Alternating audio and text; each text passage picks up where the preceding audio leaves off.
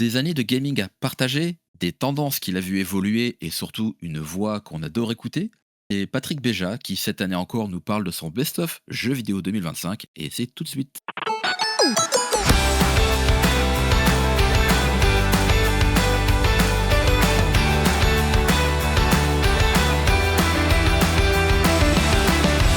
Bonjour, bonjour à toutes et à tous et bienvenue dans ce 90e épisode de C'est quoi ton jeu, votre podcast qui explore plein de jeux à travers les souvenirs que mes invités ont ancrés au plus profond d'eux.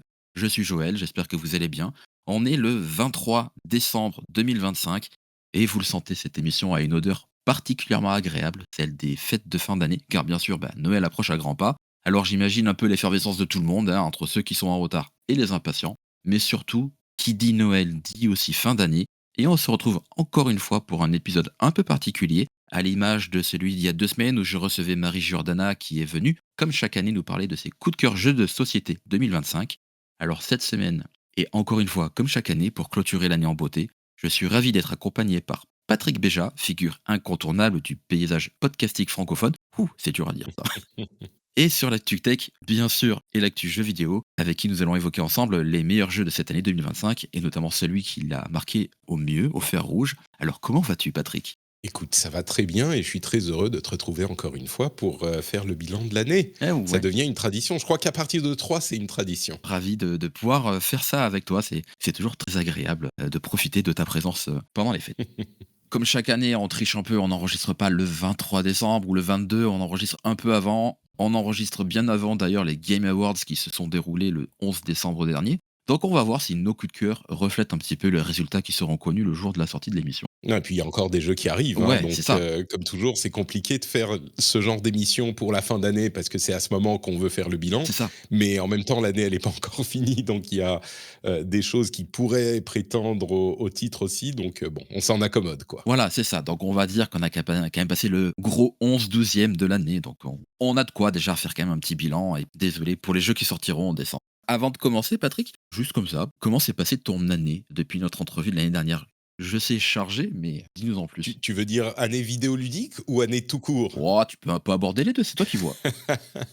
Écoute, je vais dire effectivement, très chargé parce qu'il y a toujours, beaucoup de choses à couvrir, que ça soit dans le domaine de la tech ou dans le domaine du jeu vidéo et j'essaye de toujours faire plus et du coup, à chaque fois que j'ai un petit peu de temps qui se libère, je le remplis très, très vite avec plein d'autres choses. Ouais. Je pense que c'est un problème que beaucoup de gens connaissent donc oui, c'était chargé, mais quand même assez agréable et puis l'année dernière, on avait déménagé de Finlande en France et on a passé une année à prendre nos marques, à trouver nos habitudes. Maintenant, elles sont relativement stabilisées, donc ça s'est un petit peu calmé à certains niveaux, donc c'est quand même un petit peu moins chaotique, on va Ah dire. bah du coup, peut-être que tes hivers sont plus doux aussi. Je pense que oui, oui, on peut le dire. On a tendance à toujours voir les côtés négatifs, tu sais, de tout. Ouais. Moi, j'essaye de faire de mon mieux pour ne pas sombrer dans ces travers et du coup, oui, en y pensant objectivement, c'est plus calme que l'année dernière. Bah, écoute, tant mieux. C'est cette année d'ailleurs que tu as lancé sur, la partie tech de tes activités les shorts, c'est ça? Alors, j'y avais touché un petit peu, j'y avais touché un petit peu à droite à gauche, mais oui, j'ai fait différentes choses. Je suis beaucoup plus actif, sur, les TikTok, les shorts, les reels, tout ça. D'ailleurs, j'ai lancé des comptes dédiés pour le rendez-vous Ouais. tech et le rendez-vous jeu, qui sont mes podcasts dans lesquels je partage des petits clips. Et puis, j'ai aussi lancé une émission quotidienne d'actu tech, qui fait en quelques minutes un résumé d'une actu. Donc oui, quand je te disais, j'essaye d'optimiser, je rajoute toujours des trucs en plus à faire. Oui, il y a mais tu sais, Ouais. dans les podcasts, en fait, si on parle, un tout petit peu de podcast puisque tu me poses la question, il est devenu extrêmement difficile de ne faire que du podcast audio, surtout quand c'est Ouais. ton métier, quand tu le fais professionnellement. J'y réfléchissais il y a pas très longtemps et c'est vrai que de tous les old school podcasters, qui ont commencé avec moi il y a une vingtaine d'années, hein, ça Ouais. fait un petit moment, bah, il en reste plus beaucoup parce que, au départ, on pouvait juste enregistrer une émission toutes les quelques semaines et puis la publier comme ça et on était suffisamment peu dans les catalogues C'est pour que ça. les gens nous trouvent. Aujourd'hui, il y a beaucoup, beaucoup de gens, il y a le replay radio, il y a les podcasts indés, professionnels, il y a les youtubeurs qui font des podcasts, qui Ouais. investissent, qui envahissent les plateformes aussi. Du coup, tu es obligé de faire de la vidéo, du live, des shorts, c'est beaucoup de boulot, quoi. Ouais, c'est ça, mais du coup, je suis toujours impressionné parce que je vois à quel point, une émission, même si elle ne sort que toutes les 2 semaines, ça demande du taf. Alors toi qui es en mode x5, x6, je me dis: «Waouh, incroyable». Donc big respect à tout ça. Tout est dans le processus de production, c'est ça qui fait tout. Absolument, ça j'en doute pas un seul instant. Allez, revenons-en à nos occupations vidéoludiques. Alors, je rentre direct dans le vif du sujet. Quel est pour toi, et pourquoi bien entendu, ton jeu à toi qui t'a marqué sur cette année 2025? C'est tellement difficile de choisir, Toujours très dur, je sais. tu sais, on est, bon, peut-être que je vais parler du jeu spécifiquement et puis après on pourra parler de l'année dans son ensemble. Bien entendu. J'hésite énormément et j'en mentionnerai peut-être un autre, dans quelques temps, dans quelques instants. Mais Ouais, je crois que, le jeu qui est incontournable et qui effectivement m'a mis une énorme claque, bah, c'est Expédition 33, qui a mis une énorme claque, à vrai dire, à toute l'industrie et dont je peux prédire, même au moment où on enregistre, sans prendre trop de risques, que ça sera le jeu de l'année qui va rafler, tous les prix, tous les awards, comme, Baldur's Gate il y a 2 ans et ouais, comme un petit peu, Astro Bot l'année dernière. Expédition 33 a été un énorme coup de fouet, à la fois parce que c'est un jeu, relativement modeste. Je sais qu'il y a des controverses sur son statut de jeu indé dont on pourra parler si tu veux, mais jeu ouais, indé, le problème, c'est que ça veut plus rien dire. ça, Mais c'est un jeu relativement modeste, fait par une équipe, allez, qui est pas une énorme équipe de triple A, mais qui a vraiment joué dans la cour des triple A, ou au moins des double A à tous les niveaux.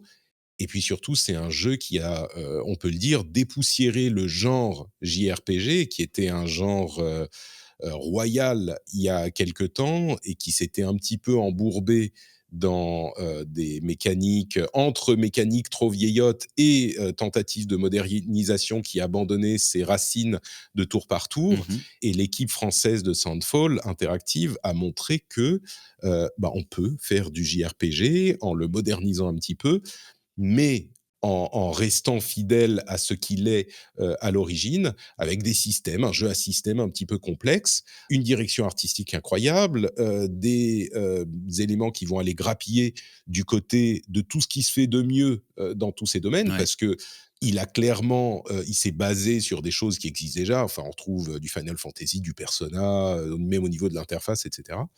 Et puis, au niveau de l'imaginaire, de la direction artistique, qui sont d'une originalité vraiment, folle, quoi. On est ah ouais. émerveillé quand on excuse-moi, je continue à parler, mais Ah non, mais t'as raison. on est émerveillé quand on arrive dans le jeu, pour la première fois. On y découvre des choses qu'on n'a jamais vraiment vues ailleurs, des idées, des concepts, une réalisation qui fait mouche. Et puis, plus on avance dans le jeu, il prend son temps et quand on arrive vers la fin, on prend encore, des séries de claques qui font que l'expérience, est difficile enfin devient inoubliable, quoi. C'est vraiment, et souvent, les jeux qui sortent en début d'année, celui-là, il est sorti en quoi? En mars, je crois, mars-avril? Ouais, en mars-avril, un truc comme ça. Bah, souvent on les oublie un peu. Expédition 33 fait partie des jeux qui, quand on revoit son nom, on se dit: «Ah oui, non», on se souvient peut-être pas exactement de tous les détails du jeu, mais on se souvient de l'impression qu'il nous a fait et on se souvient qu'on peut pas, le laisser de côté, quoi. C'est exactement ça. Alors, je suis comme toi, moi, c'est pas très original, mais c'est mon jeu de l'année. J'ai passé beaucoup de temps dessus. Il m'a mis tout comme toi des claques monumentales, ne serait-ce que par son scénario qui est extrêmement bien ficelé, ses climax qui a un peu disséminé dans le jeu, où tu penses que l'histoire va partir dans une direction et en fait, on te remet bien à ta place en disant: «Tu te tais, c'est moi qui te raconte l'histoire». Et puis surtout, cette musique qui accompagne le jeu. Enfin, je sais que la première fois que j'ai allumé le jeu, peut-être resté 5 minutes devant l'écran titre à écouter. Ça m'était pas arrivé depuis, Mmh. beaucoup d'années.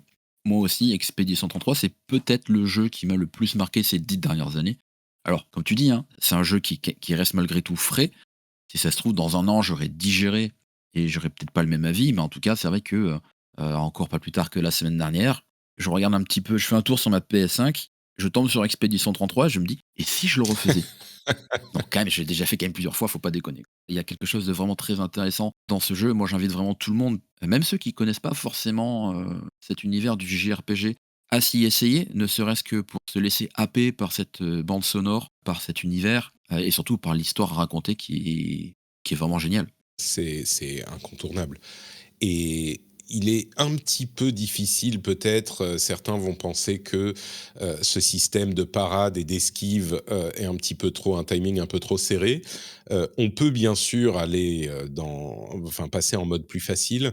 Moi, j'encouragerais les gens à ne pas le faire, à persévérer un petit peu et puis si la parade est trop difficile, juste essayer utiliser l'esquive à laquelle on finit par se faire parce que ça fait partie du plaisir et du sel du jeu, quoi. Si quand on y arrive, C'est ça. il y a plusieurs éléments, positifs dans le jeu, mais le fait de réussir, c'est un petit peu comme un Celeste, comme un Souls, comme ce genre de jeu.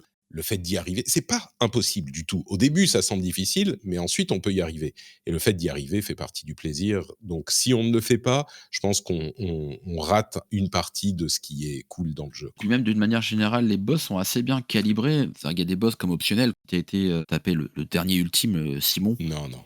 J'ai pas fait énormément de ce qui vient après, Ouais. parce qu'il y a trop de jeux, quoi. Il y a trop de jeux à faire, Comme dirait mais le jeu pour ceux qui viendront après, mais bon. Mais en tout cas, ouais, ce boss-là, c'est vraiment un boss à la Elden Ring. C'est-à-dire que tu arrives devant, le boss, il te fait, je sais pas, des rafales de, je sais pas, 10-12 coups, tu te dis: «Mais comment je vais parer ça?» mmh, Et puis, bah, comme tu dis, tu tries, tu essayes à plusieurs fois et puis au bout d'un moment, tu y arrives. Mais bon, oui, Expédition 33, de Soundfall Interactive, vraiment, a donné un joli petit coup de pied dans la mmh, fourmilière. Ça, on peut le dire, clairement. ouais. Et tu hésitais avec un autre jeu aussi qui t'a, pour le coup, quand même aussi un petit peu marqué. Quel est-il?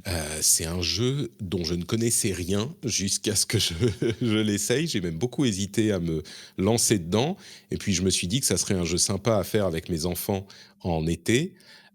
C'est Fantasy Life E, Ah ouais? qui est un jeu qui est une sorte de suite de Fantasy Life, qui était un jeu 3DS, qui est vraiment à la fois extrêmement attendu et un petit peu surprenant. C'est un jeu japonais qui est en quelque sorte une adaptation du concept de MMORPG, mais en solo. OK. C'est-à-dire qu'on va, être un petit personnage graphiquement, ça ressemble à Animal Crossing. Ah, effectivement. Ça ressemble à Animal Crossing, sauf qu'on est dans un monde d'heroic fantasy et qu'on est une aventurière dans un monde d'heroic fantasy. Je te passe les détails du scénario qui n'ont pas énormément d'importance. Heu, on va, choisir une classe, ils appellent ça des métiers et on va choisir une classe et on peut, choisir donc une classe de combat, une classe de, collecte de matériaux et une classe de crafting et donc on peut être guerrier, mage, paladin et cetera. On peut aller chercher de la pierre, être bûcheron, enfin être mineur, bûcheron, et cetera et faire de la cuisine, être forgeron, tout ça. Et là, on se dit: «Bon, bah, c'est un truc OK. de MMO classique», sauf qu'on est en solo. Et comme on est en solo, en fait, on a accès à toutes les classes de toutes les catégories OK. et on peut changer de l'une à l'autre à loisir. Vraiment, à n'importe quel moment, on décide: «Bon, bah, maintenant je joue» mais en plein milieu du jeu, quoi. Maintenant je passe de, ma classe de, guerrier à ma classe de mage et du coup, j'utilise mes coups spéciaux, mes sorts, de guerrier ou de mage. Et il y a une progression qui est complètement classique de MMO. On va commencer par une première zone avec des monstres relativement faciles qui vont nous donner, de l'expérience, qui va nous donner, accès à des capacités supplémentaires. On a des quêtes qu'on va devoir aller rendre à notre guilde. Ça va nous faire progresser, monter de niveau. Puis on va avoir des capacités en plus qui vont nous permettre d'aller dans une zone où les monstres sont un peu plus forts et cetera et cetera et cetera. OK. Pareil avec, le crafting, la collecte, et du coup, on a contenu dans un jeu solo, on peut jouer, il y a une partie multijoueur, mais l'essentiel, c'est la partie solo. Dans un jeu solo, bah, tout toute l'expérience du MMO qu'on va pouvoir faire tout seul.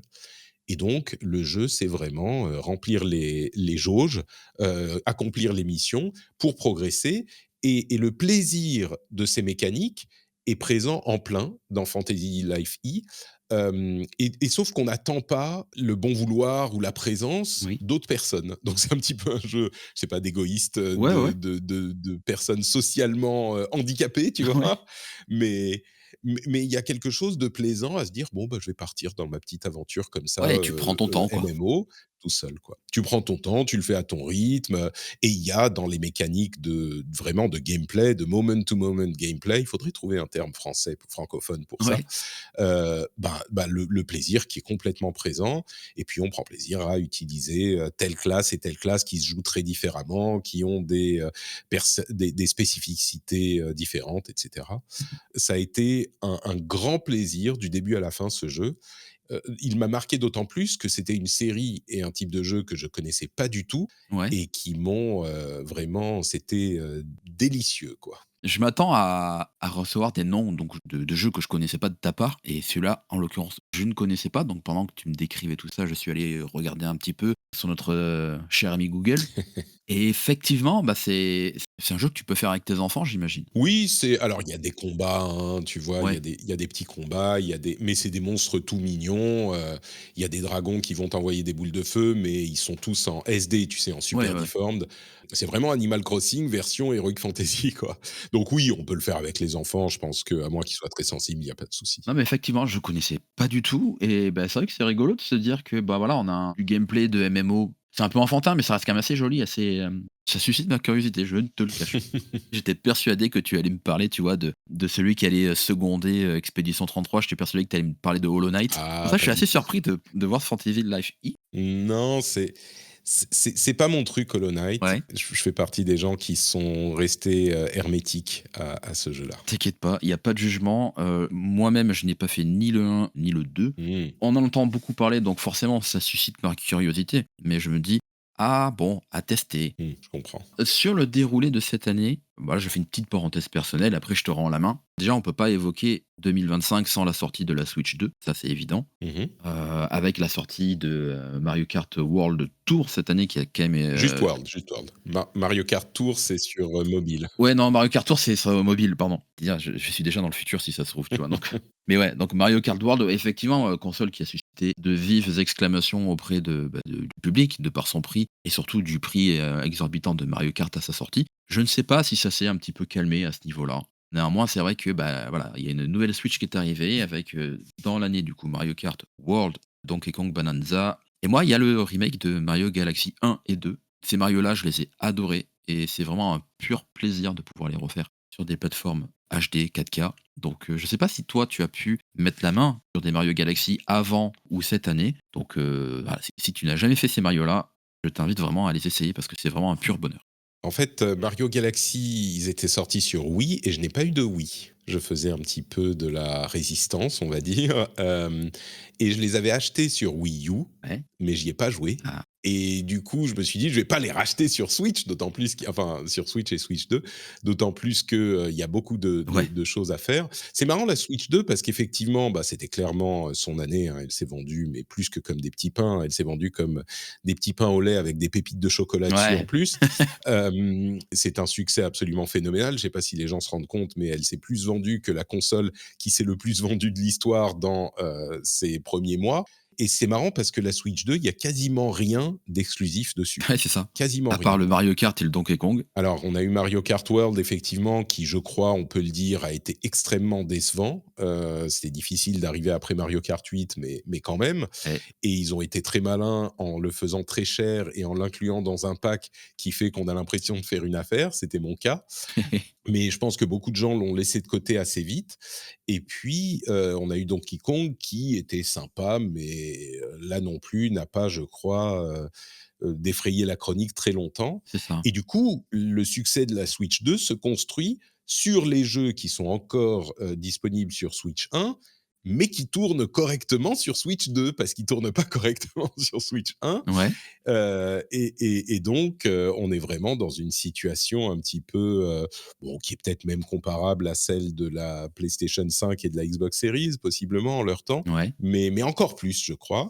Et moi, j'ai passé énormément de temps sur la Switch 2. Si je dois être honnête, bah, la Switch 2 est sans doute, ma plateforme, préférée de cette année, donc je suis pas en train de lui jeter trop de pierres non plus. Mais Ouais. c'est juste que c'est effectivement un succès qui est un petit peu étrange, d'une plateforme sur laquelle il y a assez peu de jeux pour lesquels on va l'acheter. C'est plutôt une plateforme qu'on achète pour jouer dans des conditions correctes aux jeux auxquels on pouvait déjà jouer sur la précédente. Toi, tu as pu tester les Zelda sur la Switch 2. D'ailleurs, J'ai même entendu récemment que tu avais fini, Tears of the Kingdom, bah, il y a pas si longtemps que ça Effectivement, et tu oui. l'avais fait sur, Switch 2, c'est ça, hein? Bah oui, en fait, cette année, elle a été un petit peu particulière parce que j'ai non seulement joué aux jeux de cette année, bien sûr, mais je me suis aussi attaqué à 2 gros, gros, gros morceaux de mon backlog qui ont, vraiment animé, mon année autant que les jeux de l'année. Il y a d'une part Tears of the Kingdom, comme tu l'as dit, qui m'était un petit peu tombé des mains étrangement, peut-être 2 mois après sa sortie ou quelques semaines après sa sortie.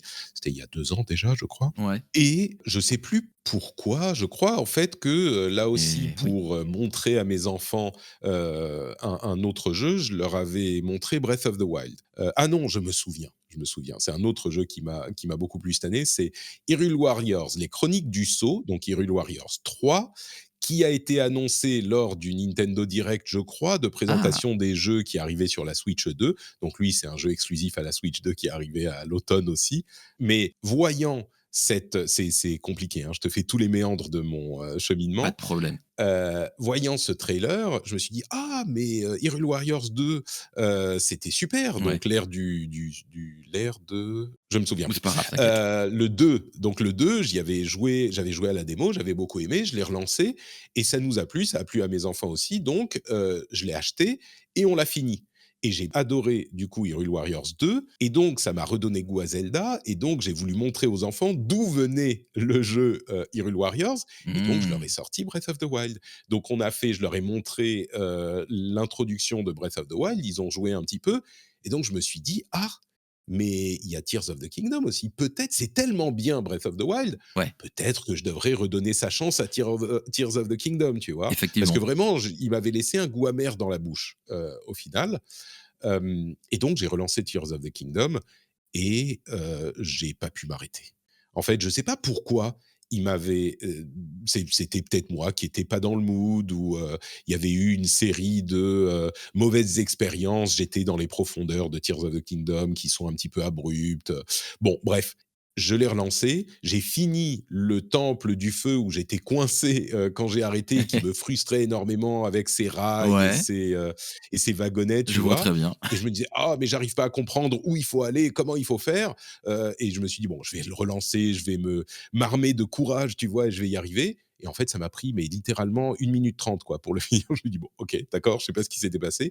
Et là, je me suis pas arrêté, j'ai adoré l'expérience à tel point que, je suis moi, j'estime que Tears of the Kingdom est largement meilleur que Breath of the Wild. Ce qui est pas Ouais, une, mince affaire parce que Breath of the Wild était déjà, phénoménal et Tears of the Kingdom est encore meilleur. Vraiment, je l'ai trouvé, encore plus phénoménal. Donc c'était largement un highlight, de mon année et si tu veux, je peux te parler de l'autre highlight de mon bah, année vas-y. qui c'est un autre, jeu japonais que j'avais commencé et que j'avais eu du mal à continuer, non pas parce qu'il m'était tombé des mains, mais parce qu'il est simplement trop long, Ouais. c'est Persona 5. Ah oui, effectivement. Et cet été, j'ai décidé de prendre mon courage à 2 mains et de véritablement finir Persona 5. Pour les gens qui savent pas, Persona 5. Tu as fait quoi? Tu as recommencé ou tu l'as repris là où tu étais? Non, je l'ai OK. continué. En fait, j'avais lancé Persona 5 la première fois à sa sortie, c'était en 2017, je crois, sur PlayStation et puis il était arrivé en 2019, sur Xbox en version royale et Ouais. du coup, je l'ai relancé, j'avais fait une vingtaine d'heures, une dizaine ou une vingtaine d'heures sur PlayStation. Je l'ai relancé sur Xbox avec le Game Pass en version royale parce que je me dis: «La version royale, elle est mieux, il y a plus de trucs, elle est améliorée» et cetera. Mmh. Donc je l'ai relancé en version royale et j'avais dû arrêter, je l'ai relancé genre 2 3 fois, tous les 2 ans, je me remettais dessus et finalement cette année, après 8 ans à tenter de le finir, je me suis dit: «Là, je vais y aller» et j'avais une quarantaine d'heures. Pour ceux qui savent pas, Persona 5, c'est possiblement le jeu solo narratif le plus long de l'histoire. Ouais, c'est très long, ouais. Vraiment. Surtout en version royale, c'est hyper, hyper long. Pour les gens normaux, peut-être qui connaissent les systèmes, qui ont l'habitude et qui n'ont pas recommencé le jeu 15 fois, donc qui ont oublié comment ça fonctionnait et qui devaient se réacclimater avec les systèmes, ça prend, on va dire, entre 100 et 110 heures. Ouais, quand Moi, même. en tout, ça m'a mis 140 heures pour le finir, plus de 140 heures et donc j'ai commencé avec, 40 heures, je me suis dit: Bon, bah, j'ai fait la moitié, Non. tu vois? Parce que je me disais la version Persona 5, allez, tu peux finir en 80-90 heures. J'étais à peu près la moitié. Non, non, j'étais au tiers. Même pas au tiers. Ouais, Et du coup, j'ai gambaru, comme on dit en japonais.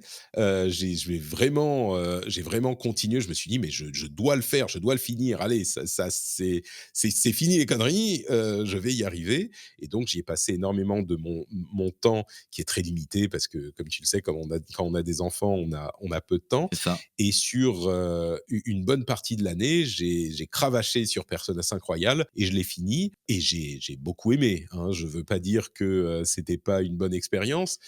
C'était un petit peu long parfois, mais au final, j'en suis ressorti. C'était un, comment dire, Un plaisir, j'imagine. plus qu'un plaisir, c'était une épopée.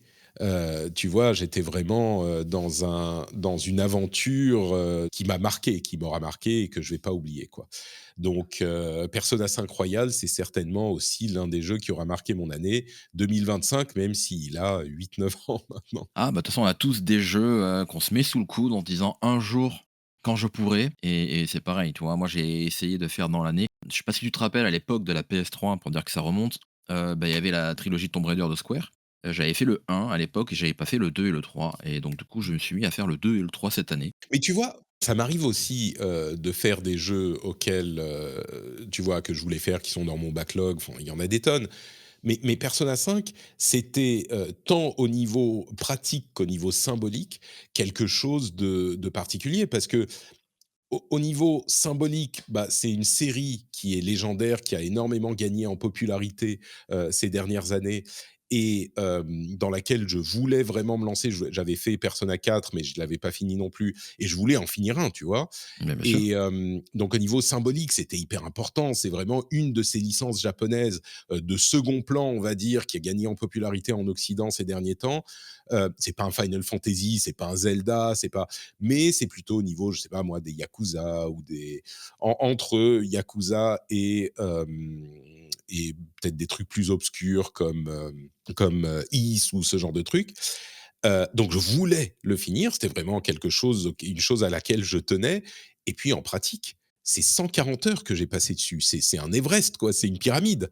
Quand tu as Ouais, des jeux dans ton backlog qui durent 10, 15, 20 heures, 30 heures, même 40 heures, bon, bah, ça va. Mais 140 heures, ça t'occupe ta vie, quoi. Tu peux plus rien ouais, faire d'autre. c'est costaud quand même. Donc voilà, c'était, vraiment pour moi, c'est pas le premier jeu que je fais de mon backlog, mais pour toutes ces raisons, il était, encore plus important, quoi. Et puis il y en a un autre peut-être que je peux évoquer, Mais bien sûr. un dernier. On va il y en a plein que je veux évoquer quand on va parler de l'année 2025, mais un autre jeu qui a été important pour moi cette année, qui est plus récent, c'est Street Fighter 6, Ah qui est oui. sorti maintenant il y a 2 ans déjà. Qui était d'ailleurs ton jeu de l'année il y a 2 ans quand tu étais Ah, venu. c'est vrai? Je m'en souviens même pas, tu Ouais, vois? c'est ça. Bah, écoute, il est resté dans ma vie, c'est moins surprenant parce que c'est un jeu service, hein, donc on est plus dans les jeux qui restent. Mais je suis fan de jeux de combat depuis très, très longtemps et Street Fighter 6 est vraiment le jeu qui me convient le plus de tous les jeux de combat. Il y en a plein que j'aime, mais celui-là, c'est mon jeu de cœur. Et il y avait cette année, l'Evo qui est, sans doute le tournoi le plus important de jeux de combat, de l'histoire, qui avait un tournoi, en France, à Nice, et j'y suis allé, j'y ai participé en tant que, juste pour le fun, Ouais. parce que je suis pas du tout au niveau des gens qui vont à ce genre Mmh, tu d'événement. t'es challengé, quoi. Et j'y suis allé, je me suis fait Mmh. massacrer. Je me suis challengé, mais pour ça, je me suis dit: «Allez, je vais tenter de progresser sur Street Fighter». Et j'ai toujours tenté de progresser, toujours. Je veux dire, de mes 20 ans d'histoire, j'ai tenté de progresser, mais je ne sais pas pourquoi. Je j'arrivais pas à progresser du tout. J'étais toujours coincé, on va dire, entre, argent et or, au niveau des parties, classées. Ouais. Et c'est vraiment pas très bon, quoi. On fait des erreurs de base et ça fait 20 ans que je joue à ces jeux, même plus, ça fait 30 ans, 40 ans que je joue à ces jeux et j'avais pas la bonne approche, je le faisais pour Ouais. gagner plutôt que pour apprendre, tu vois? Il y a vraiment eu un déclic qui s'est fait, ces 2 dernières années et j'avais commencé un petit peu à progresser l'année dernière déjà et là donc j'ai continué vraiment à progresser et j'ai réussi à atteindre après l'Evo, le rang de diamant, ce qui m'était jamais arrivé dans aucun jeu et qui correspond, on va dire, à peu près aux 25 les meilleurs 25 du jeu d'ailleurs, oui, c'est ça, les meilleurs 25 des joueurs, qui jouent à ces jeux. Ah Ce bah, qui est c'est pas, quand tu même vois, pas je suis mal du tout. pas, dans le top 1 mais c'est, pour moi, c'était un vrai achievement là encore, parce que c'est quelque chose que j'avais pas réussi à faire depuis que je joue à ces jeux et j'y prends, beaucoup de plaisir. Je continue à jouer, je continue à progresser un petit peu et à apprendre donc et c'est vraiment ce changement de philosophie de se dire: «Je vais pas jouer pour gagner, je vais jouer pour apprendre, pour progresser» et le fait de gagner ou pas finalement alors bien sûr, on est toujours énervé quand on perd, quand on a une mauvaise série et quand on gagne, on est content, hein, je veux dire, on reste humain. Et bah, ça ouais, ouais. Mais j'essaye autant que possible, de faire en sorte que ça m'affecte pas et de me demander plutôt que: «Ah merde, j'ai perdu», je tape sur la table, je suis énervé, de me dire, «Qu'est-ce que j'ai pas réussi? Qu'est-ce que je dois, à quoi je dois faire plus attention?» enfin, ce que font tous les gens qui progressent dans les jeux ou dans tout, dans la vie, tu vois? C'est une évidence. Ouais, ouais. Mais moi, j'avais jamais eu ce déclic et donc le fait de commencer à y arriver est évidemment très marquant pour cette année aussi et ça se fait sur Street Fighter qui est, un des jeux qui a été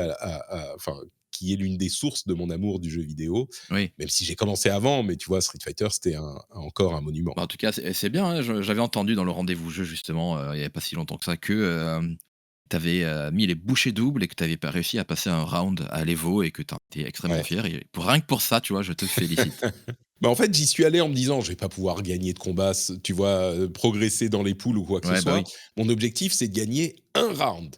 Un round à l'Evo, même pas, c'est des, best of 3 donc 1 à 2, Ouais. donc il faut gagner 2 combats. Chaque combat, il faut gagner 2 rounds et moi, je me suis dit: «Je vais gagner un round» et j'ai réussi à gagner un round contre un type qui m'a écrabouillé, quoi. C'était vraiment, mais ils étaient tous masters, tu vois? C'est des gens qui font des tournois toutes les semaines et cetera. Sauf que l'Evo est un tournoi en double élimination. C'est-à-dire que quand tu perds un combat, tu vas en losers bracket et dans Ça, comment dire, la bracket des perdants et tu as encore une chance. Et donc tu peux, si tu gagnes tous tes combats jusqu'à la finale, quand tu arrives en finale, il faut que tu gagnes 2 fois contre la personne qui a jamais perdu et donc tu peux gagner. Mais ouais. en tout cas, ça veut dire que tu as une deuxième chance.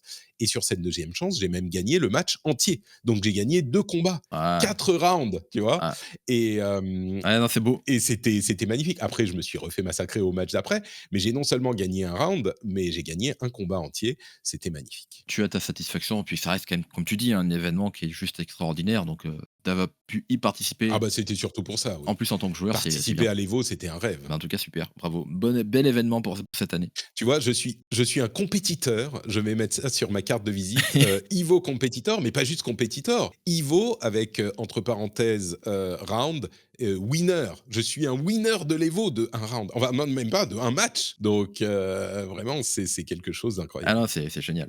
Bravo, toutes mes félicitations. Allez, maintenant on va un peu plus rapidement évoquer les jeux qui ont marqué l'année 2025 d'une manière un peu plus générale.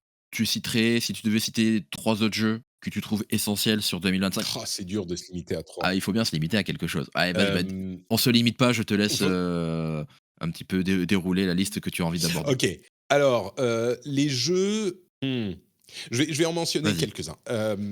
Trails in the Sky, qui est une série japonaise de JRPG vraiment particulière, qui est légendaire, qui court depuis, 20 ans et qui a une dizaine d'épisodes, qui est un petit peu une série, qui est pas très connue en Occident et que je ne connaissais pas, enfin que je connaissais que de nom. Il y a un remake qui est sorti, cette année, qui s'appelle Trails in the Sky First Chapter, qui est un remake, 3D très, très beau, dont j'ai fait, un chapitre et je veux vraiment y jouer plus. Enfin un chapitre, c'est un Ouais. prologue qui fait, quoi? Un 6 du Ah oui, jeu. C'est la démo, tu vois? Elle dure, 10 heures, donc bon courage pour faire c'est la ça. démo. Et je veux y jouer plus longtemps parce que c'est une autre série que je veux découvrir, parmi toutes les séries que je veux découvrir.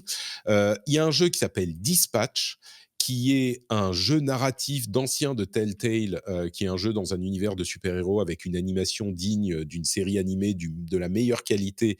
Là aussi, j'ai fait le premier épisode, c'est un jeu épisodique dont il y a 8 épisodes qui sont sortis, là, à ce stade. Il y aura sans doute une saison 2 à Ouais. terme parce qu'ils se vendent comme des petits pains. Ça, Hem j'ai vu, ouais, ça avait l'air assez cool aussi c'est comme jeu. le premier chapitre, en tout cas, j'espère que entre le moment où on enregistre et le moment où l'épisode sera diffusé, j'aurai fait la suite, mais tout le monde dit que la suite est excellente aussi. Donc ça, c'est un jeu que je note également. Et puis, je vais pas te saouler avec tous les gros jeux de l'année, mais il y a un trio de 3 jeux indés qui m'ont vraiment marqué, qui étaient magnifiques cette année. C'est d'une part Ball Pit. Ball Pit, c'est un mélange entre Vampire Survivors et Arkanoid. OK. C'est un truc de fou, un concept auquel personne n'aurait pu penser, à part Kennison, le développeur. Il te fait imaginez, on joue à Arkanoid et on a plein de boulettes spéciales qui viennent s'ajouter, qui peuvent se combiner. On a des trucs qui font des lasers, qui font du feu, qui vont et on avance dans un couloir où il y a des blocs qui viennent vers nous en permanence et il faut, nous, qu'on les détruise avec nos bouboules qu'on envoie. C'est génial, c'est hyper satisfaisant. Ça s'appelle Ball Pit. Il y a un jeu, là encore, avec un concept qui est une union entre deux genres qui, a priori, sont pas faits pour aller ensemble, mais qui fonctionne hyper bien. C'est Absolum. Absolum, c'est un beat 'em up, donc vraiment ces jeux à scrolling horizontal ou qui d'antan quoi, Ouais. Absolum, qui est un beat 'em up roguelite. Et du coup, moi je suis pas fan de beat 'em up, vraiment, j'adore pas, mais avec la mécanique roguelite, ça marche tellement bien, tu as envie de progresser, enfin d'ajouter des capacités spéciales, Ouais. de devenir plus fort. C'est tellement bien fait, tellement cool, tellement beau. Absolum, vraiment un jeu qu'on ne peut pas oublier cette année. Et puis le troisième, c'est Shinobi, Art of Vengeance, qui est là encore un jeu qui ressort des profondeurs, une résurrection de la franchise de Sega, Ouais. c'est par Lizard Cube notamment. Shinobi, Art of Vengeance, c'est vraiment l'essence de Shinobi modernisé et ça fonctionne tellement bien. Il y a des petits éléments de platforming, de combat. C'est le plaisir, le plus grand plaisir dans le moment-to-moment gameplay qui soit possible, quoi. C'est hyper, hyper bien foutu. J'adore Shinobi et tous ces jeux, c'est des jeux sur lesquels je voudrais passer plus de temps et j'ai pas le temps parce que cette année, en fait, c'est pas qu'elle est bizarre, mais c'est une année dans laquelle il y a eu quelques jeux qui se détachent, je Ouais. pense, mais pas à part peut-être Expédition 33, il y a peu de jeux qui vont mettre tout le monde d'accord. Il y en a plein qu'on pourrait citer en plus, enfin des Death Stranding, des Silksong que tu as mentionné, des Ghost of Yotei, des AC Shadows, Oui. enfin il y en a plein qu'on pourrait mentionner. J'ai même pas mentionné Hyrule Warriors des Chroniques du Sceau, qui est super bien aussi. Et ça, il y a Blue Prince aussi qui a fait son effet à un moment. Hem, il y a eu chaque mois des jeux, enfin j'en oublie, hein, il y a Peak, il y a plein de trucs. Chaque mois, il y a eu des jeux où tu te dis: «Mais c'est génial! Mais c'est top! C'est Ouais. super!» C'est peut-être pas le jeu de la décennie, mais c'est clairement un Où truc tu vas passer un que excellent quelqu'un moment, pourrait c'est ça. considérer facilement comme son jeu de l'année. Voilà. Mais vraiment que quelqu'un peut facilement considérer comme son jeu de l'année. Tous les jeux que j'ai mentionnés là, ça peut être des jeux de l'année. Alors il y a Expedition 33 qui a une tête au-dessus, mais il a une tête au-dessus parce qu'il fait 2,10 m. Tous les jeux, ils font 1,95 m là, tu vois? Dans la J'adore ta sélection comparaison. et il y a eu tous tous les mois des jeux incroyables. Et donc, voilà, je crois que c'est une année dont il y a peut-être moins de jeux qui se détachent en solo, Ouais. en jeu que tout le monde va mentionner, à part encore une fois Expédition 33. Euh, mais il y a eu un flot continu de GOTY. Et je suis assez d'accord avec ça, hein. De toute façon, c'est pareil. Tu as évoqué Death Stranding 2. Quand le jeu est sorti, bah, forcément tout le monde en a parlé, à quel point c'est magnifique, à quel point la réa, enfin, il y a tout qui est beau dans ce jeu. Mais voilà, il est un peu en retrait tout de même, quoi. Enfin, il m'a pas non plus autant, Bah, déboussolé. c'est un petit peu comme toutes les suites, quoi. Death Stranding 2, il est super, mais c'est la suite de Death Stranding 1. Pareil avec Ghost of Yotei, c'est la suite de Ghost of Tsushima. AC Shadow, c'est un AC. Ils sont super, ces jeux. Mais c'est moins frappant, c'est moins marquant qu'un jeu qui va arriver de nulle part et te proposer quelque chose de vraiment C'est nouveau. ça, Ou même si c'est pas vraiment nouveau, c'est plus frais, quoi. Donc oui, évidemment, ça joue. tout à fait. On va se faire une petite transition sur 2026. C'est quoi tes attentes pour 2026? On sait quand même qu'il y a des gros jeux qui sont attendus, s'ils ne sont pas repoussés, hein, bien entendu.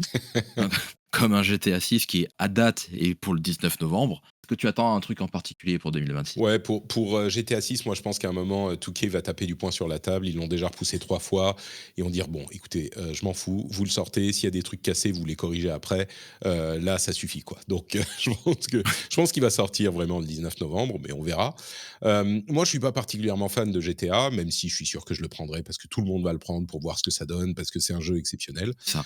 Mais à part ça, je dirais peut-être, Wolverine, Ouais, qui est donc à la fois un jeu qui va, comment dire? Qui va utiliser l'expertise, c'est qui? C'est Sucker Punch? Non, Sucker Punch, c'est Ghost of Yotei. Guerrilla? Non, Guerrilla, c'est, Horizon. Insomniac, j'aurais c'est pas bon. retrouvé.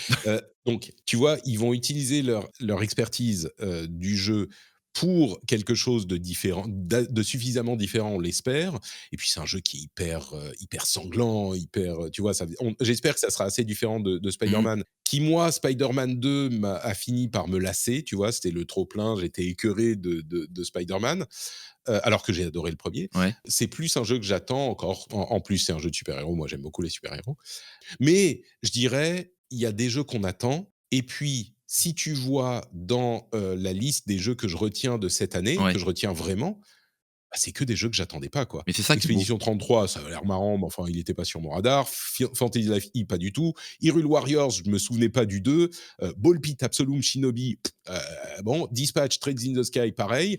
Mais c'est ça qui est beau, mine de rien, c'est qu'on se fait toujours émerveiller par quelque chose d'inattendu. Bah oui, c'est ça, c'est des éléments, qui nous surprennent, qui nous delight. Et puis j'ai un backlog encore, j'aimerais m'attaquer à, au moins quelques jeux Yakuza, au moins un jeu, Yakuza, tu vois? Qui est une série qui est aussi dans mon blind spot. Ouais. Il y en a d'autres, auxquels je pourrais penser. Il y a sûrement, alors si, attends, il y a un jeu qui sortira sûrement pas en 2026, mais rien que son annonce qui va arriver va, être un tremblement de terre pour moi et pour certains d'entre nous, c'est pour le coup, Persona 6. Parce que Persona 6 va certainement être annoncé maintenant, en 2026, et ça va être mon jeu le plus attendu de 2027, espérons, s'il sort à ce moment, et rien que cette annonce va me marquer. Mais non, si on parle de jeux vraiment, à part Wolverine, je dirais, je suis sûr qu'il y a des trucs auxquels je pense pas qui vont nous Moi, marquer, il y en a quoi. 2 de là à dire que je les ferai, je sais pas, mais que je regarderai. Excuse-moi, je t'interromps juste pour mentionner Arc Raiders aussi en 2025, dont je suis sûr les auditeurs se disent: «Mais tu peux pas ne pas mentionner Arc Raiders». Ouais, Pareil, un jeu qui est sorti un peu de nulle c'est part. vrai. Ouais, donc du coup 2026, bah, moi, il y a forcément le 007 First Light qui est attendu pour fin mars, que je regarderai de loin. J'ai toujours dans un coin caché de ma tête, l'expérience GoldenEye d'il y a 20 ans, 25 ans, Ouh là, c'est pas du tout la même qui chose, hein. Tu sais que c'est IO ouais, ouais. Interactive qui fait Hitman, donc ils vont sûrement pas faire exactement Hitman, mais c'est très, très différent, c'est très différent quand même. Oui, oui. Moi, je me suis intéressé à 007 depuis GoldenEye. J'étais ado à Mmh, l'époque et du coup, bah, après, j'ai un peu plongé dans cet univers-là et donc ouais. du coup, voir un petit peu qu'est-ce qu'ils peuvent développer comme histoire autour de ça. Resident Evil Requiem aussi, qui est fin février. On verra. L'année prochaine, quand on se verra, on aura des jeux qu'on n'aura pas attendus, comme tu as très bien dit et puis voilà. Ouais, certainement. Bah, écoute, merci beaucoup Patrick pour ton précieux temps, surtout, bah, en cette fin d'année, comme tu l'as dit, hein, c'est chargé pour tout le monde. On peut te retrouver où sur les réseaux pour les gens qui veulent encore plus de Patrick? Écoute, c'est très simple, vous pouvez me retrouver sur Blue Sky, je suis Note Patrick, mais le plus facile, c'est d'aller dans votre app de podcast et de chercher le rendez-vous tech ou le rendez-vous jeu, et là, vous trouverez mes podcasts, hebdo d'actu tech et d'actu jeux vidéo. J'espère que ça vous plaira si vous vous y plongez. Le rendez-vous tech et le rendez-vous jeu. Dans tous les cas, comme je fais d'habitude, je mettrai tes liens dans les notes de l'émission pour faciliter la recherche des auditeurs. Pour ce qui est de ce podcast, vous retrouverez toutes les infos de l'émission sur cqtj.fr, sur Blue Sky également, @cqtj.fr, et bon après sur toutes les plateformes habituelles comme Instagram, TikTok et compagnie. Merci énormément de t'être prêté au jeu. Est-ce que tu as un tout petit mot pour finir avant que je te laisse aller préparer le réveillon? C'est gentil. Écoute, le tout petit mot que je dirais, c'est que 2025 était déjà incroyable et 2026 va continuer à l'être. On va avoir sans doute une nouvelle console chez Xbox. L'industrie se transforme. On aura la Valve Steam Machine qui va arriver aussi. Ça va mettre un coup de fouet à Sony. Donc non, il se passe encore plein de choses et j'ai très hâte de découvrir tout ça. L'industrie est en constante évolution et ça fait quand même plaisir de voir. On a toujours quelque chose à se mettre sous la dent et ça, c'est génial. Merci beaucoup et puis je te dis à très, très vite. Bonne fête de fin d'année et puis, à l'année prochaine pour la review 2026. Ça marche, merci Joël, à bientôt. Et à vous, merci à toutes et à tous d'avoir suivi ces 2 épisodes spéciaux de décembre et plus largement, hein, d'avoir été là tout au long de cette année 2025. On va laisser l'année se terminer tranquillement, profiter des fêtes. On se retrouve en tout cas début 2026 pour la suite de cette saison 5 de CQTJ. Alors d'ici là, prenez soin de vous, passez de belles fêtes et comme toujours, jouez bien, avec plaisir, avec passion. Mais n'oubliez pas, hein, qu'on a tous un jeu au moins qui nous a marqué. Et vous, c'était lequel?